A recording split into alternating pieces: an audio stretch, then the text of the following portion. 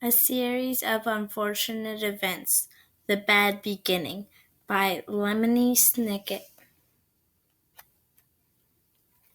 Illustrations by Brett Hillquist. To Beatrice, darling, dearest, dead. Chapter 1. If you are interested in stories with happy endings, you would be better off reading some other book. In this book, not only is there no happy ending, there is no happy beginning and very few happy things in the middle. This is because not very many happy things happened in the lives of the three Baudelaire youngsters.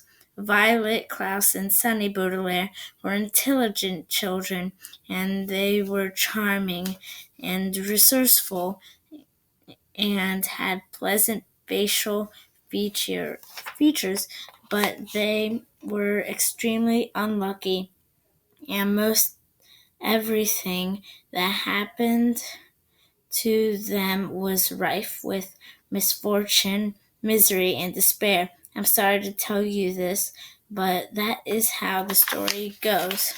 Their misfortune began one day at Briny Beach. Three Baudelaire children lived with their parents in an enormous mansion at the heart of dirty and busy city, and occasionally their parents gave them permission to take a rickety trolley. The word rickety, you probably know, here means unsteady or likely to collapse, alone to the seashore, where they would spend the day as a sort of vacation as long as they were home for dinner. This particular morning it was gray and cloudy, which didn't bother the Baudelaire youngsters one bit.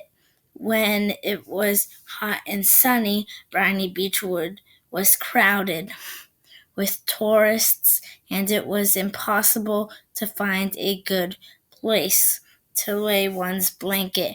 On gray and cloudy days, the Baudelaires had the beach to themselves to do what they liked. Violet Baudelaire, the eldest, who liked to skip rocks. Like most 14-year-olds, she was right-handed, so the rocks skipped farther across the murky water when Violet used her right hand than when she would use her left. As she skipped rocks, she was looking out at the horizon and thinking about an invention she wanted to build. Anyone who knew Violet well could tell that she was thinking hard because her long hair was tied up in a ribbon to keep it out of her eyes. Violet had a real knack for inventing and building strange devices, so her brain was often filled with images of pulleys, levers, and gears, and she never wanted to be distracted by something as trivial as her hair. This morning she was thinking about how to construct a device that could retrieve a rock after you have skipped it into the ocean.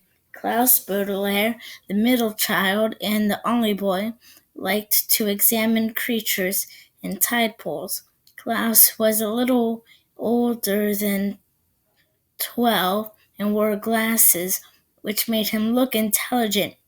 He was intelligent. The Baudelaire parents had an enormous library in their mansion, a room filled with thousands of books on nearly every subject. Being only 12, Klaus, of course, had not read all the books in the Baudelaire library, but he had read a great many of them and had retained a lot of information from his readings. He knew how to tell an alligator from a crocodile. He knew who killed Julius Caesar, and he knew much about the tiny, slimy animals found at Briny Beach, which he was examining now. Sunny Baudelaire, the youngest, liked to bite things. She was an infant and very small for her age, scarcely larger than a boot.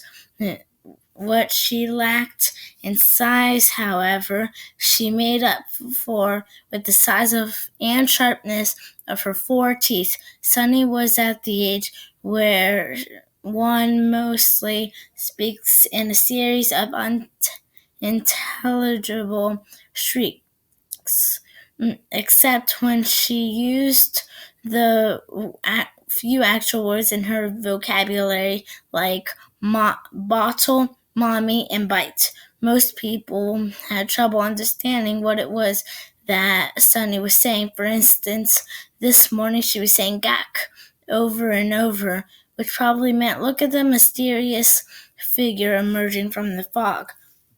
Sure enough, in the distance, along the misty shore of Briny Beach, there could be seen a tall figure striding toward the Baudelaire children. Sunny had already been staring and shrieking at the figure for some time when Klaus looked up from the spiny crab he was examining and saw it too. He reached over and touched Violet's arm, bringing her out of her inventing thoughts. Look at that, Klaus said, and pointed toward the figure. It was drawing closer, and the children could see a few details. It was about the size of an adult, except its head was tall and rather square. What do you think it is? Violet asked. I don't know, Klaus said, squinting at it, but it seems to be moving right toward us. We're alone on the beach, Violet said, a little nervously. There's nobody else it could be moving toward. She felt the slender, smooth stone in her hand, which she had been about to try to skip as far as she could. She had a sudden thought to throw it at the figure because it seemed so frightening. It only seems scary, Klaus said, as if reading his sister's thoughts. Because of all the mist, this was true.